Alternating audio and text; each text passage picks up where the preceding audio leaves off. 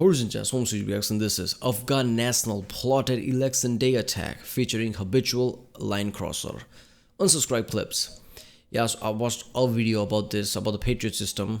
People told me he's the guy who does the Patriot system thing, so he had like first-hand knowledge of it. This is the same podcast clip, I'm guessing. Which election day attack? American or Afghan election? Wait a minute, does Afghanistan even has election? I don't know. But yeah, this is going to be interesting. I'm guessing it's going to be something in America. How many events like that happen like every day? Stopped by NSA, FBI, whatever, right? If it's like from outside, I'm pretty sure NSA would be involved. If it's from inside, FBI would. I don't know. How does that work? Isn't NSA is like anything terrorism fall under NSA? But I hear about FBI doing things when it comes to something like this as well. Like I don't get that element. I'm pretty sure NSA should get the preference, but then again, like FBI is the biggest federal agency, right? So NSA and everybody must ask for help or something, not ask, like demand or whatever. I don't know how the structure works, but it's gonna be interesting. Let's watch it. Let me preface this by stating that I thought long and hard about this, and I didn't want to. Like, it was a moral dilemma for me, and I may legitimately need whistleblower protection here. So, not the podcast for that. Well, we are good people. You want me to leave it alone? No, you go. Okay. I don't care. We can. So I just want to know what the fuck. Something happened recently. We all end up dead. That kind of turned me, and now I've. Okay, I mean, there could be a problem here, man. This like second or third clip from them. I'm seeing like people like me. I don't know if I should say this. Like, you should really talk to a lawyer or two, because American federal agencies can really be brutal. They really follow the line, right? Like if this says here, it's in the book. Like I can't let it go type of shit. And like that system, if you get caught up in it, that's insane. Like, all right, something's got to be said. So I don't know if you know this, but in Oklahoma City, 2 Afghan men who showed up during Operation Afghan Welcome, or Allies Refuge, or whatever they called it that week, right? The people we brought in from Afghanistan, the 130,000 of them. Oh, this is right during the ending of. Yes, but this is actually right during the drawdown. I have a guess on a year. Wait, this is this year. The drawdown. Oh, really? Oh, shit. Okay. So I don't know what you were about to give us information on, but I'm like, Oklahoma City. I'm like, oh no. So in Oklahoma City, they were. I was saying the same thing. I was like, oh shit. Look, you really might need whistleblower protection, right? I'll see you guys later. Yo. So these 2 guys were just arrested by the FBI because they were planning with ISIS-K, which is the ISIS that's in Afghanistan, to shoot up voting booths on voting day. Oh, I saw that. Yes. Yeah. So that was this year. These guys, then you find out later on down the road, they weren't properly vetted. And here's the thing. I was in the G cell. I worked in the G3 during Operation Afghan Welcome at Task Force Picket. I was privy to a lot of information. Now, during humanitarian missions, you understand that there's a lot of people that come in, and there's a lot of diseases that come in. Like every other day, it was leishmaniasis, smallpox, like pick a disease aside from like polio, it came through our borders, just so you guys know. The part that I have a problem with is I was watching the United States government hemorrhage about $1 million a week per base. There was 7 bases doing this simultaneously. Okay, so there's that. $7 million a week. $7 million a week. We did this for 6 months straight. And meanwhile, so this was that $35 million a year, something like that. I have no idea. I mean, how is it? In this time, we found 27 weeks. They got free housing, free medical, free food, free everything taken care of them by the U.S. government. But they didn't want to follow the rules. We paid contractors to clean the latrines. $35 million a year, excuse me. Yeah, we paid contractors to clean the latrines 3 times a day, and they were still shitting on the ground next to the latrine. So like, okay, I get it. There's some things. They started making shanks and stealing from each other. Like there was a lot of bad shit that happened. But the problem that I have is we were there. Week, $1 million per week, and there were 7 of them? 7 bases, yes. Yeah, like not 35, right? 7 bases, 7 million, 7 by 4, 28 million a month, and now 6, right? So that's like 168 million or something. Yeah. 28 weeks, or 27 weeks times 7 million. 189 million? Yeah. Yeah. What the So that's how I know the government. Now Brent's like, oh. Oh yeah, fuck. That's how I know Jesus the government Christ. doesn't care about homelessness, because if we could do that for 130,000 people at the drop of a hat, why can't we take care of our citizens that way? Just the problem I have is, and I was kicked out of this meeting. I was assertively requested to leave this meeting. Now this goes to you in law enforcement, and this goes to you as a prospective politician. Every single day we were told, we were told every day that we were not allowed to stop them going anywhere, which is fine, humanitarian thing. But then we would get notified about a couple times a week of walk-offs, people who just walk off the base and never come back. And I was like, I asked the question, I said, hey, we have Customs and Border Patrol here. If they want to walk off the base and not go through the fingerprinting and processing, background checks, everything else, just have Customs and Border Patrol arrest them and send their asses back. Like, they don't want to follow the rules, they can leave. I was told to leave that meeting because we had to allow them to walk off the base. So there's people here from Afghanistan who were allowed to walk off of those bases and were never vetted, never went through healthcare. I don't get that. You bitch about immigration a lot. Like, that's the only thing you do. I get it, humanitarian thing, but like, there is a reason you have a base there. Like, okay, you get to stay here. You're not an American citizen, but like, they're allowed to just walk anywhere. Fuck it, just walk there, take a bus, go to Las Vegas, whatever, like, disappear into vast land that is America. I mean, when I see politicians' mentality, I think they're trying to avoid any type of shit that happens that like gives them bad PR or something. They only give a shit about that. Like, does that make them look bad? Oh, humanitarian effort, an Afghan guy was like, apprehended by border patrol or whatever. Like, oh, that's bad. Ask politicians to like step down or whatever. They only think that. But that's them covering their ass. In practicality, you just let just anybody, like, that's not a citizen, right? People basically fight tooth and nail to even get a green card or a citizenship. You can just this is from the area where you actually have a problem, which you invaded, Afghanistan. Now that could be like that could be one of your enemy just disguising, like, you didn't vet them. That is insane, right? That is ridiculous, right? Like, but that's it. Like, like a terrorist or something potentially could just leak into America, disappear, and just like start a movement, background or whatever, you recruit enough people, and you have like an entire version of ISIS there in America. Are you kidding me? That is insanity, right? India is literally the border of terrorism, right? Pakistan-India border is a border of terrorism. Even India basically like really rigorously check everything, make sure nobody just suddenly fucking cross the borders, which like, yeah, ISIS and everybody was like, Taliban, everybody was talking, oh, we're going to create a branch in India. That was 15 years ago. They didn't do shit because they were never allowed to, right? India can do that. How the fuck you can, like, USA, who's basically enemy of every terrorist organization around the world? Like, ask any terrorist organization, who's the number one target or goal or enemy? USA, the end, right? It's like, it's just become a slogan to them at this point, right?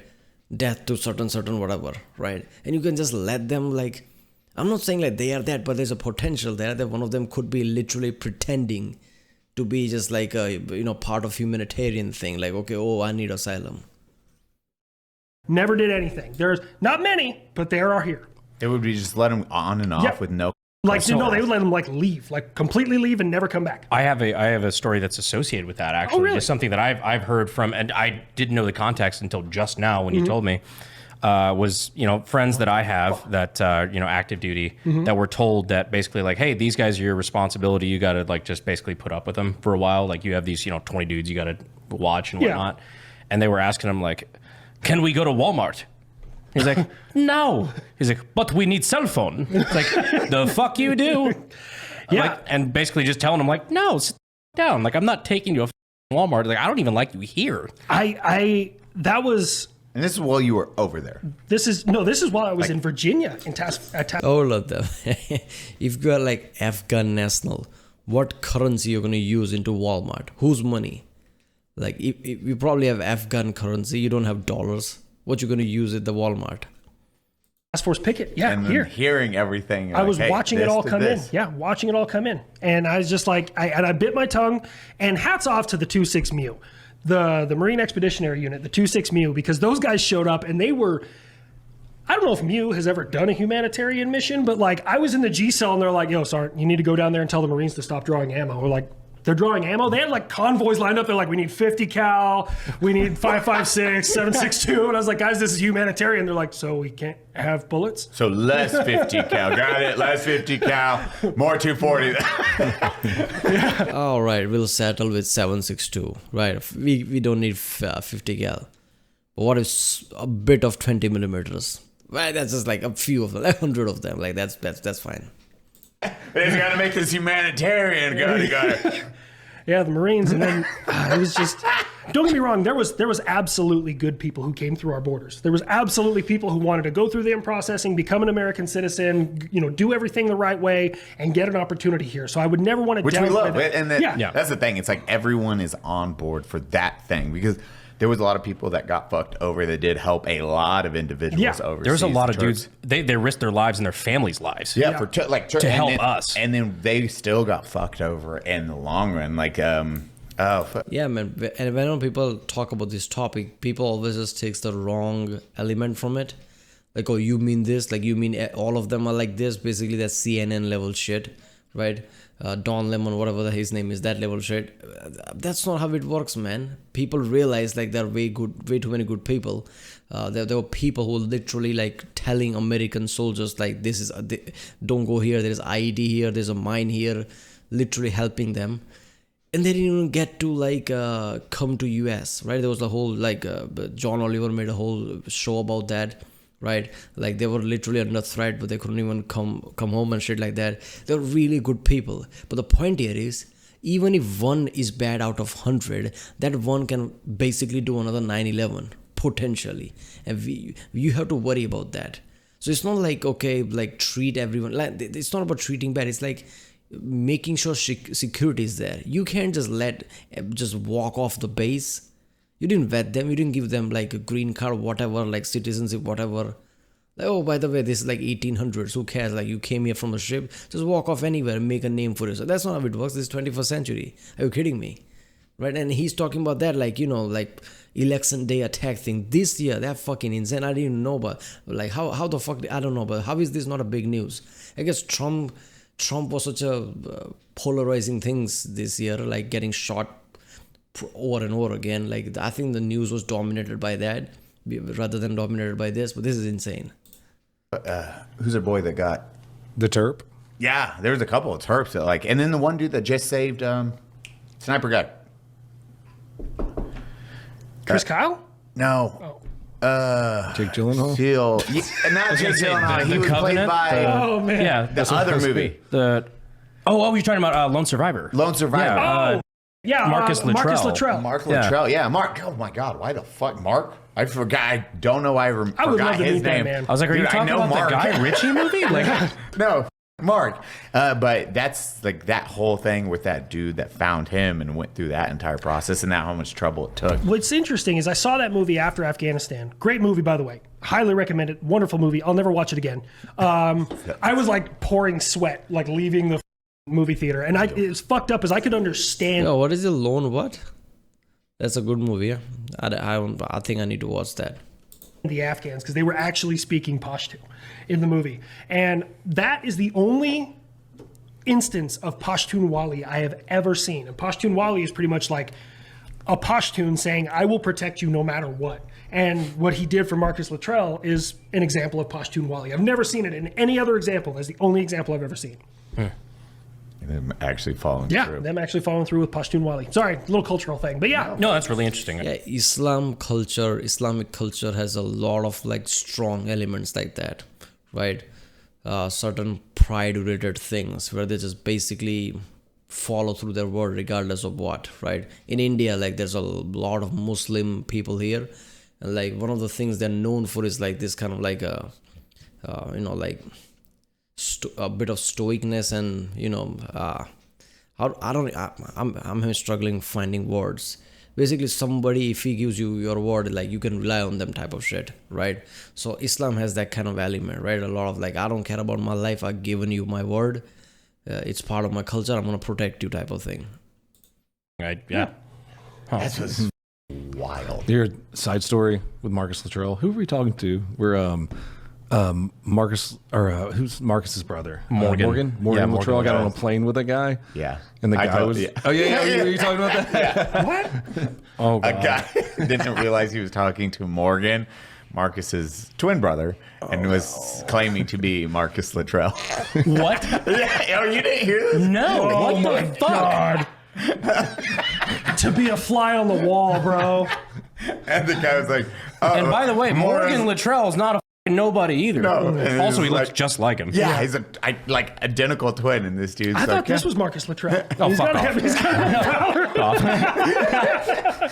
But yeah, it was like, oh, please tell me about Marcus. Oh, No, man. tell me about yourself. Oh my God. Yeah. Oh, my. Dude, stolen valor is so fucking weird where it is that next degree. You're like, surely they're not going to, oh my God, they're going this deep into that fantasy And world. You know what's crazy? Oh, go ahead. No, by all means. What's crazy about it, and I've never really ran into somebody. Well, okay, there's one guy I knew who stole valor, but like, it's the guys who served like 6 months to 3 years who were like, you're a disgrace, and they're- like they freak out, and the dudes who all did like 10, 15 years were like, you're an idiot, and just roll out. Like, it's all the guys who've been in a long time. It's like, Oh yeah, that's so true, right? Way too many comedians who basically say like whenever they make a joke about like anything like veterans or soldiers or whatever, it's always the guy who basically barely served or not at all, getting really, insulted, like just screaming at them. While somebody who's in a wheelchair because like in his duty, he got injured or something and can't walk anymore, and like have like a ton of experience, laughing his ass off, right? So it's always the people, right? It's like there is a what is the saying? There's a saying here, I'm pretty sure, but it's saying everywhere, like kettle is more hot than pot. I don't know, what is it like? There's something saying like that, right? Basically, tea saucer, right? Am I saying it right? Yeah. So basically, there's like a teacup and a saucer, right? So it's like a saucer is more hot than tea, basically implying somebody who's like affected by it doesn't care, but other people around it apparently is more caring or insulted. Same thing applies to like race problems, right? There's a lot of people where like, white people eating kale is gonna be pissed off about some kind of like apparent racism or whatever, while most of the people in color like don't care, like, well, we don't care what you're talking about, this is not a real issue. This is weird shit. you're stupid. Yeah. Fuck off. Like, I don't care. it's all the guys. Yep, there you go. That was insane thing to me. I'm not gonna, my mind is blown properly. Like somebody can just walk off a base like this, especially a high risk area, right? Again, as soon as somebody said like those, like, like again, kale eating, like, whoa, just like I'm insulted people. It's gonna be like, oh, you mean this, insert this. People who always goes to the extreme, like problem doesn't exist, like we are supposed to just like pretend the problem doesn't exist. You literally invaded a country. There are people there who are actively trying to kill you. Some of them could basically sneak through this place just pretending and can actually walk off and like just now free in your country. Do you realize that there is a potential there, right? And safety is about all of that. Security is about all that, like closing the potential threats, not just the threats, right? So I don't know, this is just insane. Alright, well, that was Afghan National Plotted Election Day attack featuring habitual line crosser. Better unsubscribe clips. If you like more action, don't forget to subscribe, and I'll see you next time.